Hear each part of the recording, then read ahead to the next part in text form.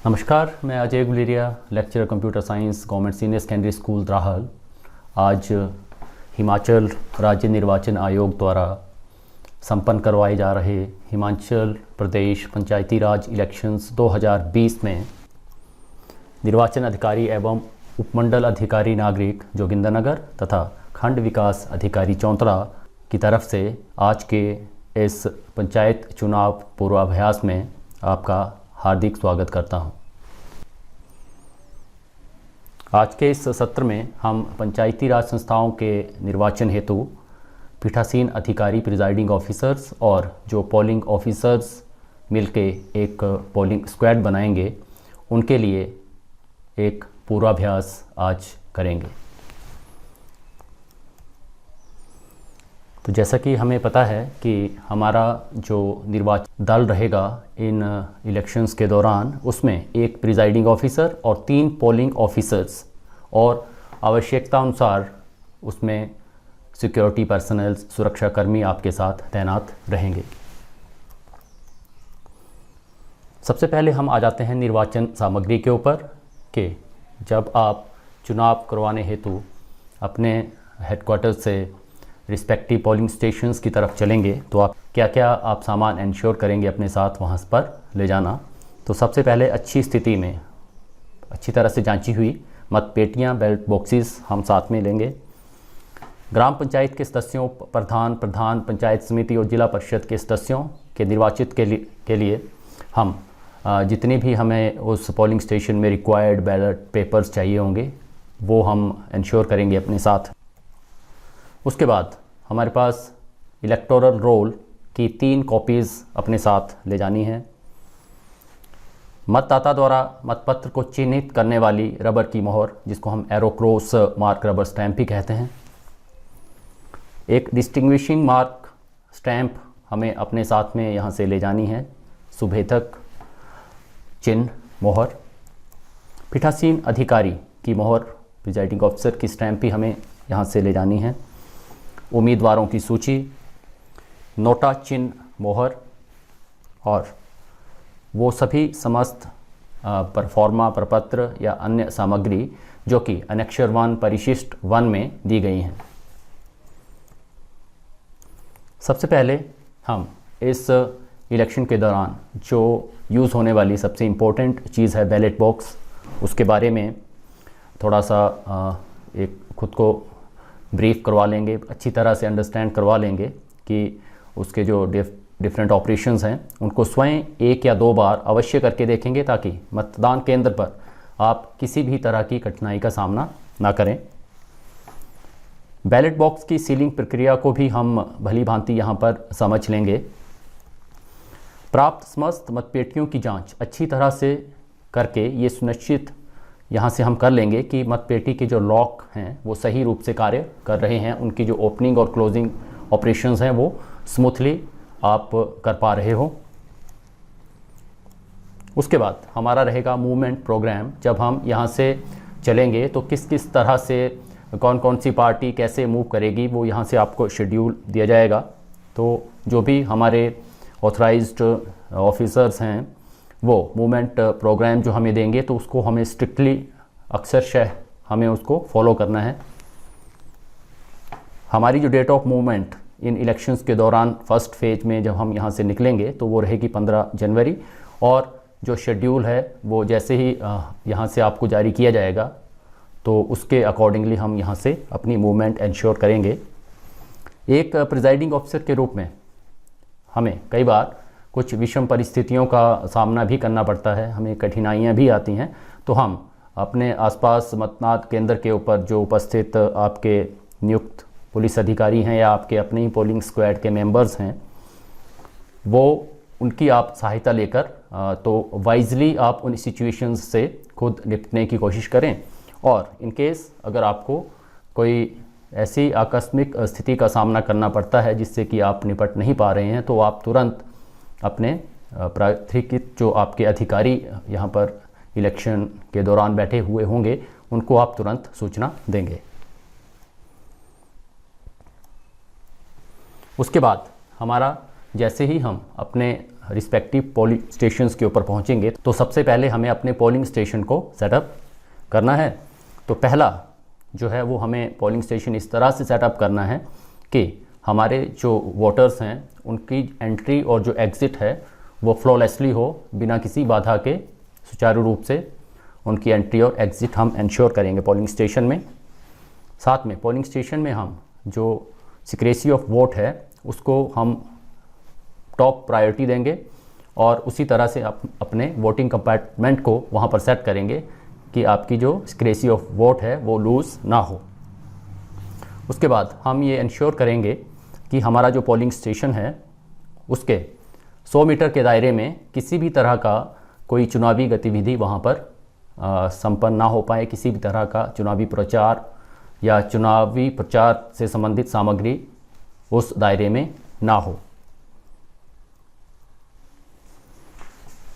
मतदान केंद्र के बाहर जो हमें सूचना के नोटिस लगाने हैं वो कौन से हमें लगाने हैं। पहला जो हम वहाँ पर सूचना प्रदर्शित करेंगे वो रहेगा निर्वाचन क्षेत्र का नाम और उस रिस्पेक्टिव जो पोलिंग स्टेशन है वहाँ पर जो आवंटित आपके कुल मतदाता हैं उनकी संख्या।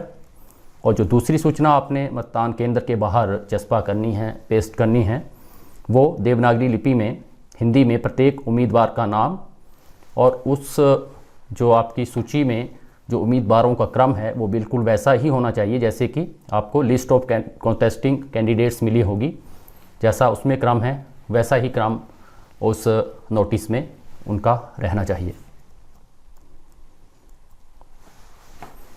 उसके बाद बात आती है कि पोलिंग स्टेशन मतदान केंद्र के अंदर कौन कौन से व्यक्ति अंदर जाने के लिए ऑथराइज्ड हैं, अधिकृत हैं। सबसे पहले पोलिंग ऑफिसर्स जो कि आप खुद होंगे। सेकेंडली इलेक्शन ड्यूटी पर लगे सरकारी कर्मचारी या फिर राज्य निर्वाचन आयोग, जिला निर्वाचन अधिकारी या रिटर्निंग अधिकारी द्वारा प्राधिकृत कोई व्यक्ति। कॉन्टेस्टिंग कैंडिडेट्स और उनके पोलिंग एजेंट्स। कॉन्टेस्टिंग कैंडिडेट्स भी आपके अंदर आ सकते हैं और उनके पोलिंग एजेंट्स, लेकिन पोलिंग एजेंट जो है वो एट ए टाइम पर कैंडिडेट एक ही अंदर उपस्थित होना चाहिए। किसी वोटर की गोद में कोई बच्चा है तो वो भी अंदर आने के लिए अधिकृत है। अ पर्सन अकॉम्पनिंग अ ब्लाइंड और इन्फॉर्म वोटर। ऐसा कोई व्यक्ति जो अंधा है या फिर वो सक्षम नहीं है खुद वोट कर पाने में, तो उसके साथ उसको अकॉम्पनी करने वाला कोई व्यक्ति वो भी हम पोलिंग स्टेशन के अंदर एडमिट कर सकते हैं, उसको हम अलो कर सकते हैं।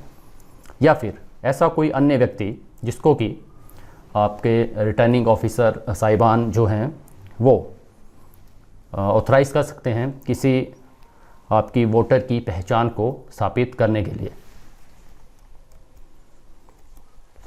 नेक्स्ट बात आती है हमारे पास प्रेस रिपोर्टर्स एंड फोटोग्राफर्स की, कि हमें उन्हें किस तरह से अंदर अनुमति देनी है और कैसे कैसे जो हैं वो वहाँ पर वो अपनी एक्टिविटीज़ वहाँ पर रन कर सकते हैं। तो सबसे पहले पोलिंग स्टेशन के बाहर खड़ी भीड़ या लाइन में लगे वोटरों के फ़ोटो खींचने में हमें कोई आपत्ति नहीं होगी, बशर्ते कि उससे हमारी जो कानून व शांति व्यवस्था बनी रहे, उसमें कोई व्यवधान ना पड़े। सेकंड, पोलिंग स्टेशन के अंदर प्रवेश की अनुमति देने का अधिकार, अंदर एंटर करने का अधिकार केवल राज्य निर्वाचन आयोग, जिला निर्वाचन अधिकारी या फिर रिटर्निंग अधिकारी को होगा। ऐसे व्यक्तियों को जो हमारे ये उक्त प्राधिकारी हैं, अधिकारी गण हैं, उनके द्वारा पोलिंग स्टेशन के अंदर एंटर करने के लिए स्पेशल परमिशन वहाँ से मिलेगी। तो वो वाली परमिशन बताने पर ही हमें इन लोगों को पोलिंग स्टेशन के अंदर, इन फोटोग्राफर्स को या इन प्रेस रिपोर्टर्स को अंदर आने की अनुमति देनी है। किसी भी स्थिति में जब आप किसी इस तरह के रिपोर्टर या फोटोग्राफर को अंदर आने की अनुमति देंगे तो किसी भी स्थिति में जो आपका मत को चिन्हित करते वक्त जो मतदाता है उसको उसका जो आपका फ़ोटो है उसको खींचने की अनुमति आपने किसी भी हालत में वहाँ पर नहीं देनी है। पोलिंग एजेंट्स आ जाते हैं।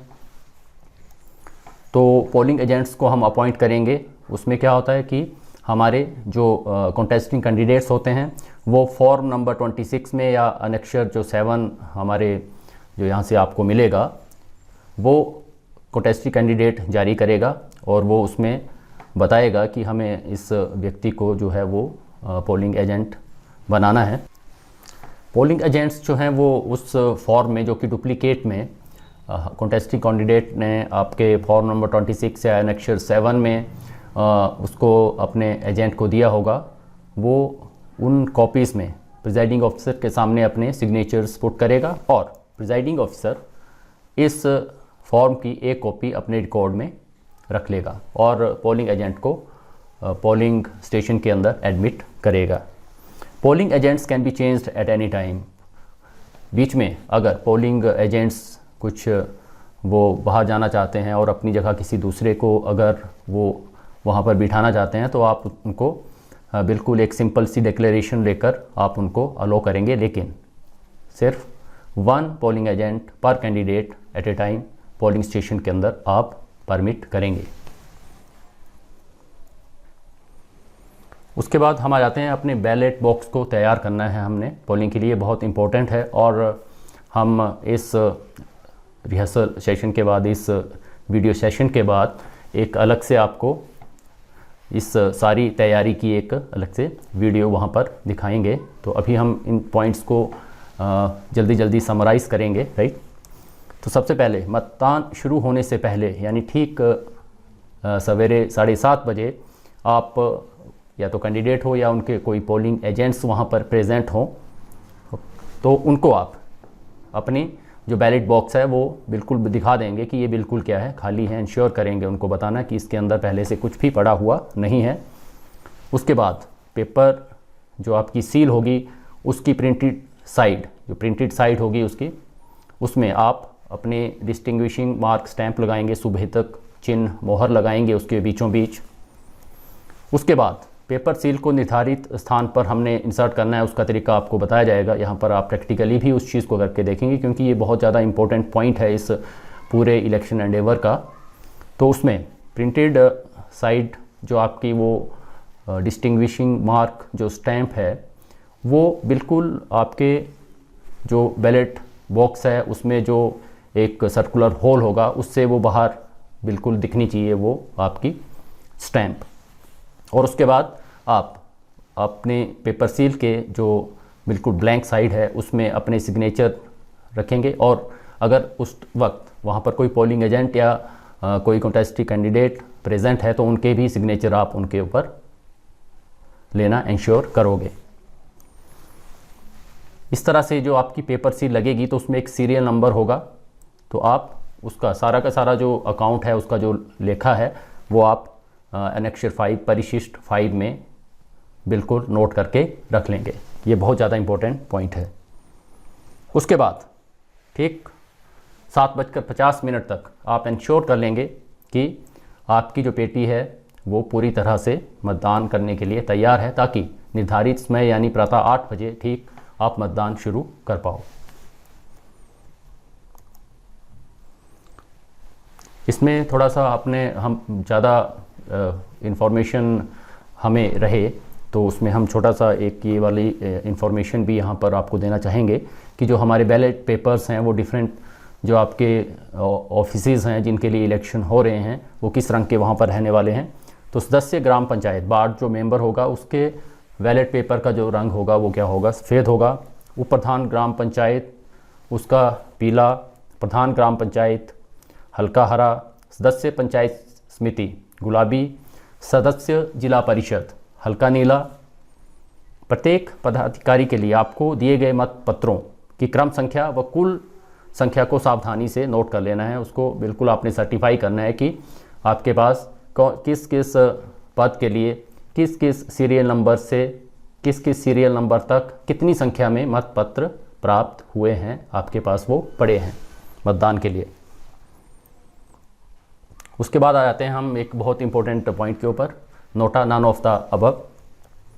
तो जो हमारे जो सर्वोच्च न्यायालय है उसके निर्देशानुसार हमारे जो बैलेट पेपर है उसमें जो नोटा का ऑप्शन होना उसको अनिवार्य किया गया है। ओके, तो ये विकल्प उपलब्ध करवाने के लिए हमें क्या करना है, बैलेट बॉक्स के जो लास्ट बॉक्स होगा उसमें नोटा की ऑप्शन हमें मतदाता को उपलब्ध करवानी है। तो जब भी आप बैलेट पेपर अपने कंसर्न्ड असिस्टेंट रिटर्निंग ऑफिसर से लेंगे तो आप ये इंश्योर करें कि आपके सारे के सारे बैलेट पेपर्स में नोटा की स्टैंप लगी है। यदि गलती से किसी पत्र पर नोटा की स्टैंप अगर आपको ना दी गई हो तो शायद यहाँ से भी आपको, जैसे कि हमने जो यहाँ से दी जाने वाली सामग्री की जो सूची है वहाँ पर हमें सामग्री में एक नोटा चिन्ह की जो स्टैंप है वो भी उसमें लिस्ट हुई थी। तो या तो हम इंश्योर करेंगे कि अगर आपको पहले से वो मोहर लगकर नहीं आई है तो आप वहाँ पर वो अंतिम बॉक्स में खुद नोटा की ऑप्शन वहाँ पर प्रिंट करवा दें उस स्टैंप की मदद से। अगर ऐसा नहीं होता है और आप इन केस किसी मतपत्र पर नोटा की ऑप्शन अवेलेबल नहीं करवा पाते हो तो आपको उसको बैलेट पेपर को आपको कैंसिल करना पड़ेगा, वो रद्द समझा जाएगा और उसको दिए गए आपके लिफाफे जो आपको यहाँ से प्रोवाइड करवाएंगे वहाँ पर आपको उसको कैंसल्ड बैलेट पेपर के रूप में वहाँ पर उसको रख देना है। मतदान के समाप्त होने पर आपको प्रत्येक प्रकार के मतपत्रों का लेखा कि किस किस पद के कौन कौन से आपके जो बैलेट पेपर्स हैं उन सब का अकाउंट आपको फॉर्म नंबर 43 या फिर परिशिष्ट अनेक्षर 8 पर तैयार करना होगा। मतपत्रों को मतदान हेतु तैयार करना, बैलेट पेपर को आपको मतदान के लिए तैयार करना है, आपको किसी वोटर को वो इशू करना है। तो उसके लिए आपको कौन सी चीज़ें ध्यान में रखनी है। पहले तो आपको जो आपके बैलेट पेपर होते हैं उनको आपको काट के देना पड़ता है, ऊपर उसकी काउंटर फाइल वहाँ पर रहती है, प्रतिपर्ण उसका वहाँ पर रहता है। तो आपको जो यहाँ से आपको मतपत्र बैलेट पेपर्स दिए जाएंगे वो 50-50 के बंडल में दिए जाएंगे। ओके, और आपके जो पोलिंग स्टेशन पे आवंटित जो मतदाताओं की संख्या है उसके नियरेस्ट 10 तक आपको वो संख्या में बैलेट पेपर दिए जाएंगे। फिर आपको मतपत्र रिटर्निंग अधिकारी द्वारा अभ्यर्थियों के नाम लिखकर तथा नोटा मोहर लगाकर उपलब्ध करवाए जाएंगे। हम पहले भी डिस्कस कर चुके हैं। प्रत्येक मतपत्र के पिछले भाग में आपने ये इंश्योर करना है कि अपने फुल सिग्नेचर वहाँ पर करने हैं और साथ में आपने डिस्टिंग्विशिंग मार्क स्टैंप वहाँ पर लगाना इंश्योर करनी है और निर्वाचन क्षेत्र की जो भी वहाँ पे नंबर मिला है वो आपने वहाँ पर अंकित करना है। मतदाता को बैलेट पेपर इशू करने से पहले आप ये बार बार इंश्योर कर लें कि उसकी पिछली तरफ सुभेदक चिन्ह मोहर, डिस्टिंग्विशिंग मार्क स्टैंप, निर्वाचन क्षेत्र संख्या और आपके हस्ताक्षर हो गए हैं। ये आपने पक्का इंश्योर करना है। मतदान शुरू होने से ठीक पहले आपने एडवांस में कम से कम जितने भी आपको लगता है कम से कम 100 मतपत्र आप इस तरह से तैयार कर लें और उसके बाद जैसे जैसे आपका पोलिंग बढ़ती जाती है, मतदाताओं की संख्या बढ़ती जाती है तो उस हिसाब से आप उनको फिर धीरे धीरे तैयार करते रहें। इस जो आपको प्रोसीजर आपको बताया गया है। Then we come on to very important point, duties of polling officers. तो सबसे पहले हमारा जो पोलिंग स्क्वाड है उसमें आते हैं हमारे प्रिजाइडिंग ऑफिसर। तो प्रिजाइडिंग ऑफिसर जो है वो ओवरऑल उनके पास सुपरविज़न इसका रहेगा और जितने भी डॉक्यूमेंटेशन और जो डॉक्यूमेंट्स और परफॉर्मास फिलअप करने हैं वो इस काम को करेंगे। उसके बाद हमारे पास आते हैं polling officer number 1। Polling officer number 1 में उनका जो काम है वो क्या रहेगा, आइडेंटिफिकेशन ऑफ वोटर। जैसे आइडेंटिफिकेशन हो जाती है तो जोर से इलेक्टोरल रोल पे उस इलेक्टर का हमने सीरियल नंबर जोर से पुकारना है और जो भी उसके पर्टिकुलर्स हैं, नाम वगैरह, वो हमने जोर से बुलाने ताकि जो पोलिंग एजेंट्स हैं और जो साथ में आपके और पोलिंग स्क्वाड बैठा हुआ है वो इंश्योर कर लें उनको उनकी आइडेंटिटी जो है वो एस्टेब्लिश हो जाए पूरी तरह से। और उसके बाद क्या करना है कि जैसे ही उसकी आइडेंटिटी एस्टेब्लिश हो जाती है, कोई कहीं से ऑब्जेक्शन नहीं आता है, तो उसके जो आपकी लेफ़्ट इंडेक्स फिंगर है उसके ऊपर हमने क्या करना है, इंडेलिबल इंक अप्लाई करनी है। और उसके बाद हमें पता है कि हमारा वो रहता है कि अगर ये वाली फिंगर ना हो तो उससे अगली, फिर उससे अगली, फिर आपकी ये सबसे छोटी फिंगर आ जाती है। फिर अगर किसी का पूरा हाथ ही नहीं है तो फिर हम दूसरे हाथ पे वैसे ही उसी प्रोसीजर से चलते हैं, राइट। तो इसमें मुझे लगता नहीं कि ज़्यादा हमें डिस्कस करने की यहाँ पर ज़रूरत है, राइट। उसके बाद हम आ जाते हैं पोलिंग ऑफिसर 2 की ड्यूटीज़ के ऊपर। तो जैसे ही पोलिंग ऑफिसर नंबर 1 ने आइडेंटिटी एस्टेब्लिश कर दी और उसको इंडेलिबल इंक अप्लाई कर दी, तो आपका जो सेकंड पोलिंग ऑफिसर हैं वो क्या करेंगे कि इलेक्टोरल रोल की कॉपी के ऊपर जो एंट्री है उनके नाम की, उसको अंडरलाइन करेंगे उस इलेक्टर की, और अगर वो इलेक्टर फीमेल है तो साथ में उसके नाम के शुरू में एक टिक मार्क भी लगाएंगे। तो आपने ये ध्यान देना है कि हमने अंडरलाइन सभी को करना है जो भी इलेक्टर है, ओके, और अगर फीमेल है तो उसको साथ में हमने टिक भी करना है। तो जैसे ही ये काम हो जाता है तो वैसे ही हमारे जो पोलिंग ऑफिसर 2 हैं वो पंचायत जो आपका प्रधान, उप प्रधान और जो मेंबर हैं उनके बैलेट पेपर्स इशू करेंगे इलेक्टर को, और उनके पास जो आपकी बैलेट बॉक्स नंबर 1 रहेगा इन वोट्स को कास्ट करने के लिए, तो उसके इंचार्ज भी वही होंगे और वो इंश्योर करेंगे कि जो उन्होंने आपके बैलेट पेपर ये 3 इलेक्टर को इशू किए हैं वो वोटिंग अपार्टमेंट जाके इलेक्टर उसमें अपना मत डाल के तो वापस उसमें वो डालना इंश्योर करें बैलेट बॉक्स नंबर 1 में। उसके बाद हम आ जाते हैं polling officer number 3। Polling officer number 3 क्या करेंगे, उनका काम रहेगा कि जो 2 आपकी पद बचे हैं आपके बीडीसी और जिला परिषद के कैंडिडेट्स के, उनके लिए वो 2 बैलेट पेपर उनको इशू करेंगे, ओके। और उसके बाद हम क्या करेंगे कि जो आपका पोलिंग ऑफिसर हमारे 3 हैं उनके पास जो है वो चार्ज रहेगा हमारे बैलेट बॉक्स नंबर 2 का, जो कि हैं बीडीसी और जिला परिषद के मतपत्रों के लिए, तो वो उसको उसमें डालना इंश्योर करेंगे। उसके बाद हम आ जाते हैं एक और पॉइंट के ऊपर कि जिस तरह से आप सभी मैक्सिमम लोग अपने ब्लॉक के विभिन्न पोल ड्यूटीज़ अपनी दे रहे हैं, तो अगर आपको मतदान करना है, अगर आपकी duty with in same block लगी है तो उसके लिए क्या प्रोसीजर रहेगा, उसके लिए पोल ड्यूटी बैलेट्स का प्रोविज़न है। तो अपने ही विकास खंड में इलेक्शन ड्यूटी में लगे कर्मचारी फॉर्म 28A या एनेक्सर 10 है पर रिटर्निंग ऑफिसर को मतदान की तिथि से कम 7 दिन पहले सूचना देकर अपने मतपत्र मतदान हेतु आवेदन कर सकते हैं।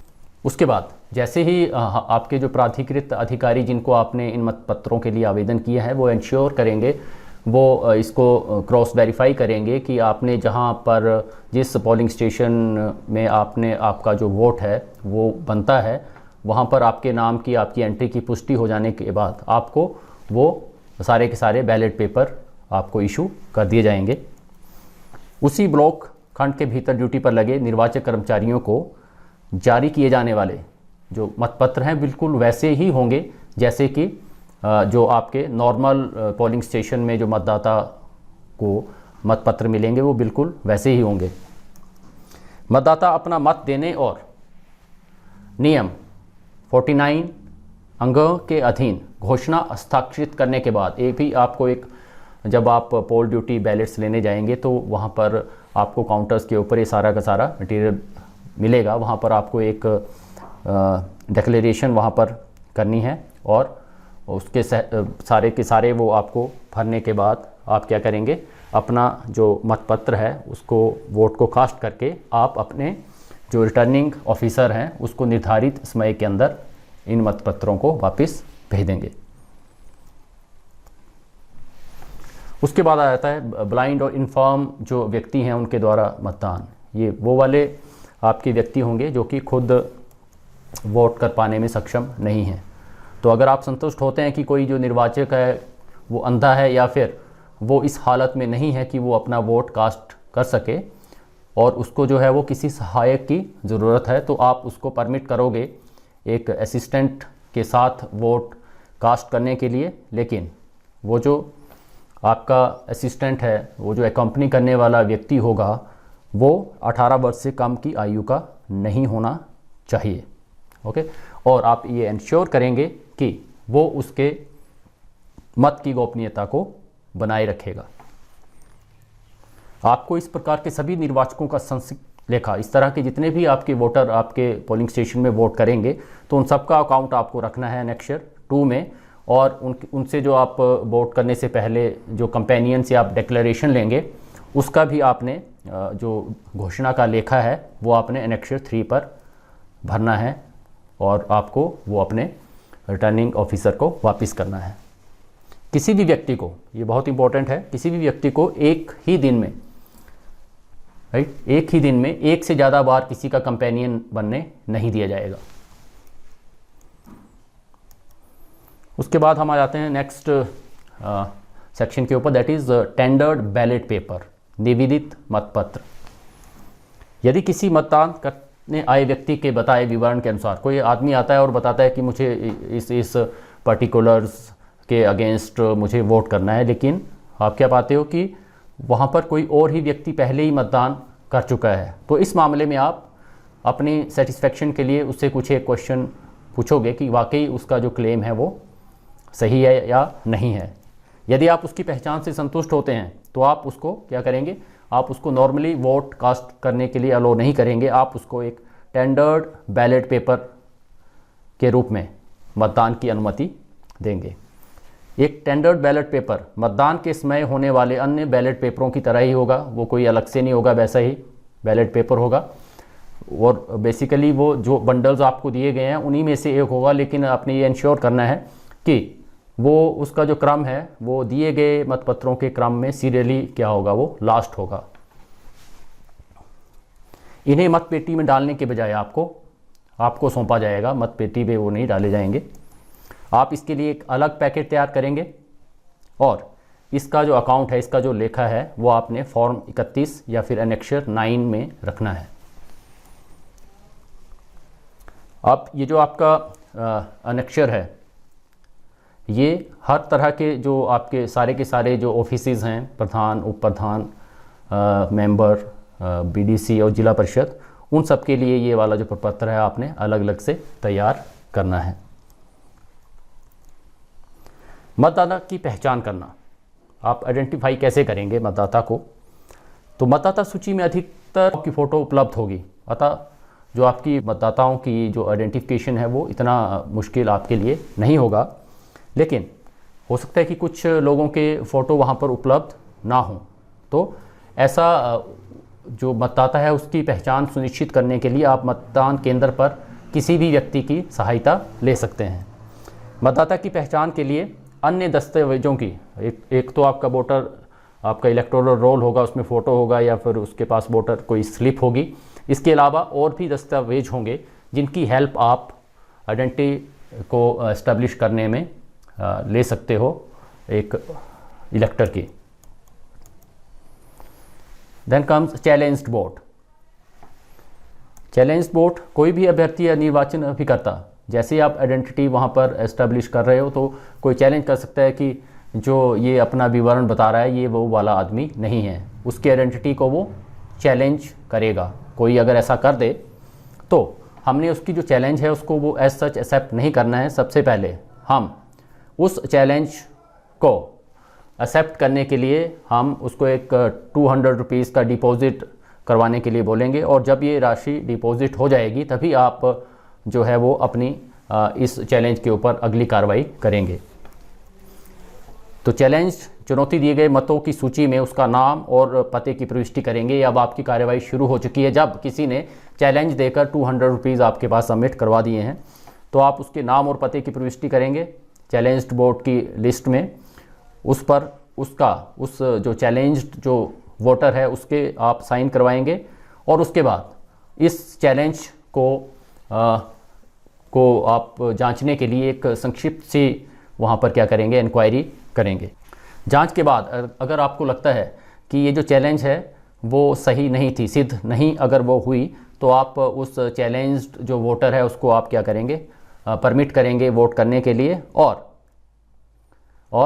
जो आपका जो इस स्थिति में जो आपके वो पैसे हैं 200 का जिसने चैलेंज किया था वो आपके फॉरफिट हो जाएंगे, उसको वापस नहीं किए जाएंगे। और इन केस अगर ये चैलेंज जो है वो सही पाई जाती है और वो जो व्यक्ति है वो गलत पाया जाता है, वो गलत तरीके से वोट करने की अगर वो कोशिश कर रहा था तो आपका उसको जो है वो मतदान से वर्जित कर दिया जाएगा, उसके खिलाफ जो भी एक्शन बनता है वो आप लेंगे और जो आपके चैलेंज करने वाला आदमी था उसकी जमा की हुई राशि आप उसको वापस कर देंगे।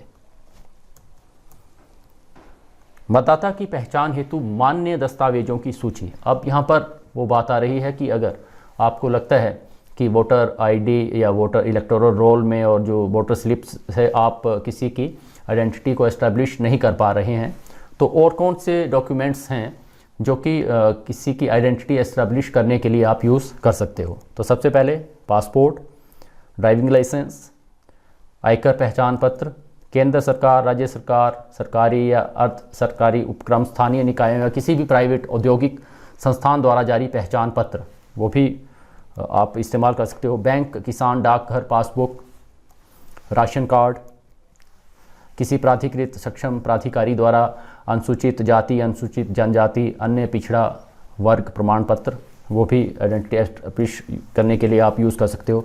छात्र पहचान पत्र, संपत्ति संबंधी कागजात जैसे पट्टा, पंजीबद्ध अभिलेख, शस्त्र लाइसेंस, परिवहन अधिकारी द्वारा कंडक्टर लाइसेंस जो उन्होंने जारी किया हो, पेंशन अभिलेख जैसे भूतपूर्व सैनिक पेंशन बुक पीपीओ, भूतपूर्व सैनिक की विधवा आश्रित को जारी प्रमाण पत्र, रेलवे बस पास, अक्षम प्रमाण पत्र, स्वतंत्रता सेनानी प्रमाण पत्र और आधार कार्ड। ये वो दस्तावेजों की सूची है जो कि आप किसी इलेक्टर की आइडेंटिटी को एस्टेब्लिश करने के लिए आप इस्तेमाल कर सकते हो और ये सारे के सारे आइडेंटिटी प्रूफ जो हैं वो मान्य होंगे उसको मतदान करने के लिए अनुमति प्रदान करने हेतु। Spoiled and returned ballot papers.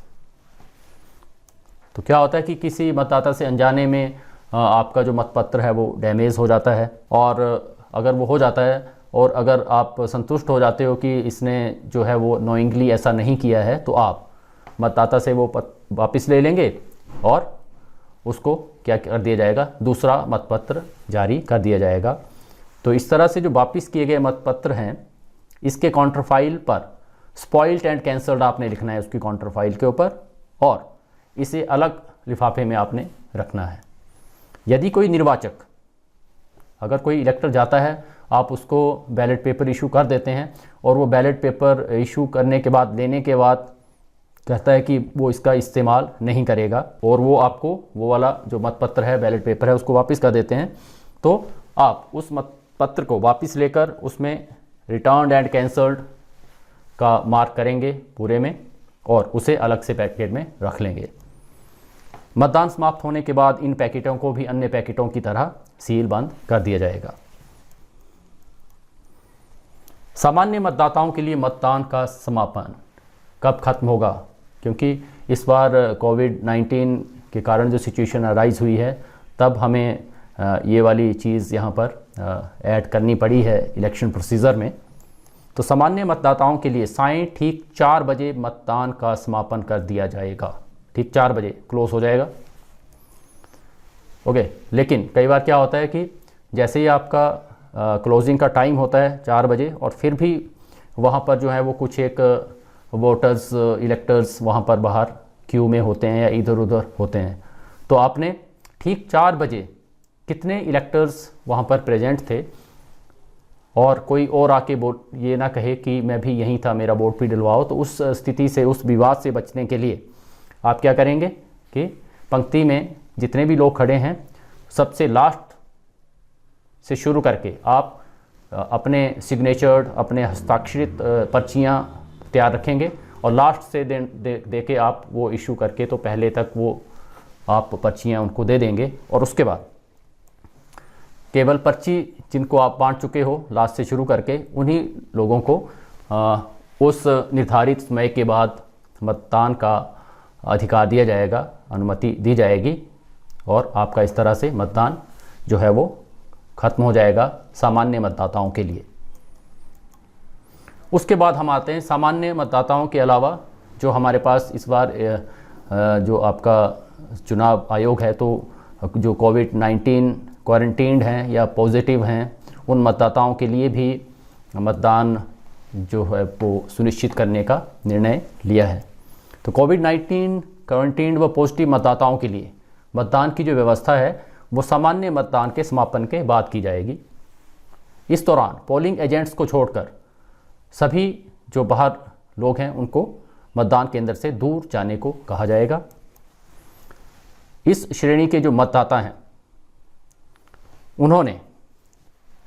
जिन्होंने मतदान की इच्छा जाहिर की है, तो संबंधित ब्लॉक स्तरीय नोडल स्वास्थ्य अधिकारी द्वारा उनका जो ब्यौरा है, डिटेल्स हैं, वो प्रिजाइडिंग ऑफिसर को वैसे तो एक दिन पहले ही एडवांस में उपलब्ध करवा दी जाएगी, लेकिन इस तरह की कोई पूर्व जानकारी ना होने पर भी मतदान की पूरी तैयारी रखी जाएगी तथा निर्धारित समय पर इस तरह के मतदाता के आने पर नियमानुसार उसका जो मतदान है वो सुनिश्चित करवाया जाएगा। अब इनमें भी जो आपके ये कोविड-19 की जो कैटेगरी है इलेक्टर्स की, इसमें दो तरह के हैं, क्वारंटीन्ड हैं और एक पॉजिटिव हैं। तो इसमें जो क्वारंटीन्ड आपके इलेक्टर्स होंगे उनको पहले मतदान करवाया जाएगा और उसके बाद जो पॉजिटिव इलेक्टर्स हैं उनको मतदान करवाया जाएगा, और इन दोनों को अलग अलग लाइंस में वहाँ पर पंक्तिबद्ध किया जाएगा और साथ में जो 2 गज की जो दूरी है वो इंश्योर वहाँ पर की जाएगी। अब यहाँ पर जो आपके हेल्थ वर्कर्स होंगे वो पीपीई किट पहनकर दूर से ही इन मतदाताओं की पहचान सुनिश्चित करवाएंगे पोलिंग स्क्वाड को। इस मतदान हेतु मतपेटियाँ जो बैलेट बॉक्स हैं उनको जो सामान्य मतदान के समय जो अंदर आपने रखी थी, तो आपने उसको दरवाजे के ऊपर मेज लगाकर उन दोनों पेटियों को वहाँ पर रखना है। इस दौरान जो आपके प्रिजाइडिंग ऑफिसर और जो सुरक्षाकर्मी हैं वो मतपेटियों से क्या है एक सुरक्षित दूरी बनाकर खड़े रहेंगे, और जो सिक्योरिटी पर्सनल्स हैं वो ये इंश्योर करेंगे कि किसी भी अनधिकृत व्यक्ति को मतदान केंद्र तथा मतपेटी के समीप जाने की अनुमति नहीं होगी। लेकिन जो आपके कॉन्टेस्टिंग कैंडिडेट्स के जो पोलिंग एजेंट्स वहाँ पर हैं वो दूर से इस सारी प्रक्रिया को देख सकते हैं। जो आपके हेल्थ वर्कर्स होंगे, पीठासीन अधिकारी को उस व्यक्ति के मतदाता सूची में नाम एवं क्रमांक से अवगत करवाएगा। हेल्थ वर्कर उसकी पहचान के लिए मास्क नहीं हटवाया जाएगा। मतदान अधिकारी मतपत्र में के काउंटर फाइल पर, अब काउंटर फाइल के ऊपर आपने उस इलेक्टर का इससे संबंधित कि वो कोविड-19 क्वारंटीन्ड था, इस तरह का आपने वहाँ पर काउंटर फाइल के ऊपर एक नोट वहाँ पर चढ़ाना है और उसको मतदान के लिए क्या करेगा, अनुमति प्रदान करेगा। मतदान किस में जो आपके हमारा पोलिंग स्क्वाड है उनकी सुरक्षा को ध्यान में रखते हुए उनकी उंगली पर अमिट स्याही लगाए जाने तथा मतपत्र के काउंटर फाइल पर सिग्नेचर या अंगूठा लगाने की अनिवार्यता लागू नहीं होगी। स्वास्थ्य कर्मी द्वारा ऐसे मतदाताओं को फेस शील्ड तथा ग्लव्स पहनने को दिए जाएंगे तथा बारी बारी से मतपत्र वो एरो क्रॉस मार्क सील उपलब्ध करवाई जाएगी। इसके पश्चात उन्हें मतपत्रों पर मोहर लगाने के उपरांत तह लगाकर संबंधित मतपेटी में डालने को कहा जाएगा।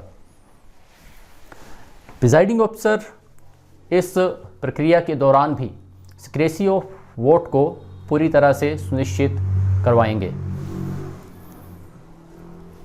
स्वास्थ्य कर्मी द्वारा इस तरह का कोई भी जब वोट कास्ट होता है इस कैटेगरी के वोटर्स इलेक्टर्स के द्वारा, तो हर बार जो आपकी एरो क्रॉस मार्क सील है उसको सैनिटाइज करना सुनिश्चित करेंगे। अब इसके बाद जब इस कैटेगरी के जो आपका मतदान है वो भी ठीक सायं 5 बजे अगर वो क्या होता है वो ख़त्म होता है, और यहाँ पर भी वही सिचुएशन अगर अराइज होती है कि कुछ एक लोग जो हैं वो अभी भी क्यू में हैं, तो आप फिर से वही वाला पर्ची वाला सिस्टम सामान्य मतदान की तरह यहाँ पर भी उसको अपनाएंगे। उसके बाद हम आ जाते हैं मतदान के समापन के बाद मतपेटियों को सील बंद करना। मतदान बंद होने के तुरंत बाद अपनी मोहरों के साथ आप बैलेट बॉक्स मतपेटी को सील बंद व सुरक्षित करेंगे। मतपेटी अभ्यर्थियों या उनके अभिकर्ताओं की उपस्थिति में सील बंद की जाएगी। बैलेट बॉक्स को उनके सामने आप सील करेंगे, एजेंट्स के सामने। और ये जो सारी की सारी आपकी सीलिंग प्रोसीजर है और बैलेट पेपर की जो ऑपरेशंस हैं वो आपको इस वीडियो सेशन के बाद अलग से दिखाए जाएंगे। तो अभी आपको इसके बारे में कोई चिंता करने की ज़रूरत नहीं है, और आपको हैंड्स ऑन भी इन सारे के सारे बैलेट बॉक्स ऑपरेशंस के साथ करवाया जाएगा। उसके बाद आता है कि बैलेट पेपर्स का अकाउंट हमने कैसे मेंटेन करना है, और जो मतपत्र आपके बचते हैं उनको आपने सील बंद करना है।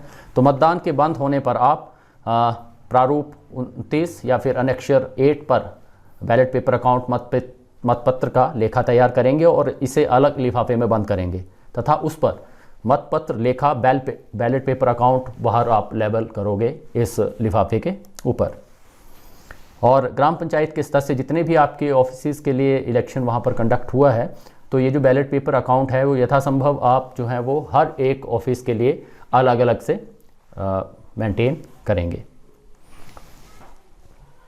अब इन चीज़ों के सील बंद होने के बाद अन्य पैकेटों को हमने क्या करना है, सील बंद करना है। तो मतदान समाप्ति पर निम्नलिखित पैकेटों को तैयार किया जाएगा, वह अलग अलग बंद किया जाएगा।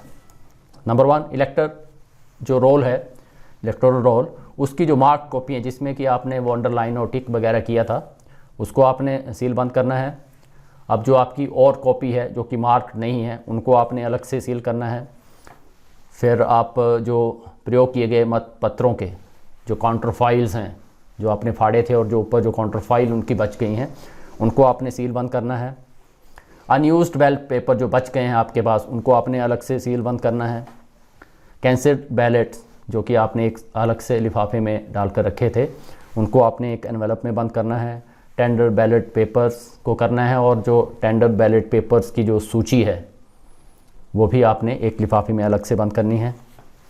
चैलेंज्ड जो वोटर्स की सूची, और जो रिटर्निंग अधिकारी द्वारा निर्देशित, उनके निर्देशानुसार कोई और अगर इस तरह का कोई पत्र आता है तो उनको एक सील बंद पैकेट में आपने बंद करना, इंश्योर करना है। उसके बाद हम आ जाते हैं बहुत एक इम्पोर्टेंट पॉइंट के ऊपर, प्रिजाइडिंग ऑफिसर डायरी। तो निर्वाचन के समापन पर मत पेटियों को सील बंद करने के बाद आप अनेक्षर 4 पर दी गई प्रिजाइडिंग ऑफिसर डायरी या पीठासीन अधिकारी की डायरी आप उसको भरेंगे। समय बचाने के लिए आप मतदान के दौरान, जैसे आपका मतदान शुरू हुआ तो कुछ एक जानकारियां आप उसमें साथ साथ उसमें भरते चलेंगे, ताकि आपका जो पोलिंग का जो समापन है वो सही समय पर हो सके। उसके बाद जैसे ही आपने सारा का सारे ये अपनी डॉक्यूमेंटेशन और बैलेट बॉक्स वगैरह आपने बढ़िया से वो सील बंद कर लिए, और तो अब हमें उनको ट्रांसपोर्ट करना है, उनको ढुलाई करनी है, उनको काउंटिंग स्थल तक ले जाना है। तो आपको हमें पता है कि वो 2 तरह की हमारे पास यहाँ पे होंगी। एक तो लोकल पंचायत लेवल पे आपकी पेटी जाएगी, और एक आपकी जिला परिषद और बीडीसी वाली आपके ब्लॉक में ट्रांसपोर्ट होगी। तो उस तरह से आपका प्रोग्राम वहाँ पर आपको बनाकर दिया होगा। तो जो ही आपकी प्रयोग की हुई मनपेटियाँ और पैकेट तैयार हो जाते हैं, आप उन्हें थैलों बोरों में डालकर गणना स्थल के लिए या ऐसे स्थान के लिए जो कि आपको आपके जो हायर इलेक्शन ऑफिसर्स हैं उन्होंने आपको डायरेक्ट किया है, वहाँ पर ले जाना आप उनको इंश्योर करेंगे। तो अब आपने जो इनका जो ट्रांसपोर्टेशन है वो स्ट्रिक्टली जो movement programme concerned election officer ने आपको दिया है उसको स्ट्रिक्टली आपने फॉलो करना है। आप इस सामान को जो नीचे यहाँ पर लिस्ट दी गई हैं इसको रिटर्निंग अधिकारी या उनके द्वारा कोई भी ऑथराइज्ड जो ऑफिसर है उनको आपने रिसिप्ट लेके इन सामान को उनके हैंडओवर करना है। बैलेट बॉक्सेस आप देंगे, रिसिप्ट उनसे लेंगे, कागज़ की सील, पेपर सील का रिकॉर्ड, इसकी भी आप रिसिप्ट वहाँ से लेंगे और बताए गए पैकेट। समस्त कागजात सामग्री जो निर्वाचन में प्रयुक्त अप्रयुक्त हुई है, कोई बैलेंस आपकी बची है, ठीक है, कुछ यूज्ड है कुछ अनयूज्ड है, ये सारी की सारी चीज़ें जब हैंडओवर करनी है तो इनकी आपने रिसिप्ट उनसे लेनी है। उसके बाद हम आ जाते हैं कि जितने भी हम इस पूरे के पूरे प्रोसीजर के दौरान डिफरेंट एनेक्शर्स वहाँ पर आते रहे, तो ये सारे के सारे एनेक्शर्स आपको यहाँ से इनकी कॉपीज़ आपको मिलेंगी। तो उनकी हम एक बार लिस्ट यहाँ पर देख लेंगे, लिस्ट ऑफ एनेक्शर्स, परिशिष्टों की सूची। तो परिशिष्ट 1 जो है वो किसके लिए रहेगा? मतदान दल के लिए 3 चरणों के लिए सामग्री की सूची, तीनों फेजिस के लिए आपको इकट्ठा ही इलेक्शन मटेरियल वहाँ पर मिल जाएगा। नंबर 2 परिशिष्ट 2, एनेक्शर 2 क्या है? अंधे तथा शिथिलांग मतदाताओं की सूची, ब्लाइंड एंड इन्फर्म वोटर जो है उनकी लिस्ट। परिशिष्ट 3 अंधे तथा शिथिलांग व्यक्ति के साथ ही जो उनका कंपेनियन होगा उसकी जो डिक्लेरेशन है उसके लिए आपका ये एनेक्शर है, परफॉर्मा है। परिशिष्ट 4 जो है वो है आपकी प्रिजाइडिंग ऑफिसर की डायरी। आपका जो एनेक्शर 5 है उसमें आपका पेपर सील अकाउंट रहेगा। आपका परिशिष्ट 6 है उस जो आपके कंटेस्टिंग कैंडिडेट्स हैं उनकी आपकी लिस्ट होगी। परिशिष्ट 7 एनेक्शर 7 निर्वाचन अभिकर्ता की नियुक्ति। एनेक्शर 8 आपका बैलेट पेपर अकाउंट। एनेक्शर 9 निवेदित या टेंडर्ड वोट की सूची। तो ये था हमारा इस संपूर्ण चुनाव अभियान के दौरान जो मेन हमारी जो बातें हैं उनको हमने समाप्त किया है इस वीडियो सेशन में। और अभी आपको जो बैलेट बॉक्सेस और उनके रिलेटेड जितने भी फॉर्मेलिटीज़ हैं और उनके जो आपके ऑपरेशंस हैं उनसे आपको रिलेटेड एक वीडियो बताया जाएगा और फिर आपको हैंड्स ऑन इन चीज़ों के साथ करने के लिए हम यहाँ पर एक शॉर्ट ट्रेनिंग सेशन अरेंज करेंगे। तो इसी के साथ आप सभी का बहुत बहुत धन्यवाद इस पूर्वाभ्यास में भाग लेने के लिए। होप कि आप सभी इस अभियान के दौरान जो डिफरेंट चीज़ें हैं उनके बारे में अच्छी तरह से समझ गए होंगे। इसके बाद आपकी जो क्वेरीज़ हैं वो भी ली जाएंगी।